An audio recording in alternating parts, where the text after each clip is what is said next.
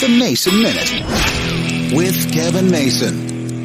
It's been, 3 or 4 days since the time change now, and I've got to admit, the one thing I love about living in our modern era is self-adjusting clocks. We have a lot of clocks around the house, most of which are attached to some kind of digital device, and they now update themselves. Of course, everybody's got their clock on their microwave, the clock on their range. I've got a couple of clocks upstairs that I have to manually update, but for the most part, all of our clocks update themselves. I remember back to the 1980s when all those cheap digital watches became very popular, and I had a cheap digital watch collection, kind of cartoon watches, if you will, and the 2 times a year I really hated were spring and fall time change, because I had to go through and update those digital watches one by one. Those digital watches are stored away somewhere, long worn down, long run down, and long stopped working. I remember growing up, my father used to spend a lot of time on that Saturday night of time change, going through the entire house and updating them before we went to bed. Now, the clocks here in the house, I don't mind not updating. It's a pain, but not quite the pain it was back in the day.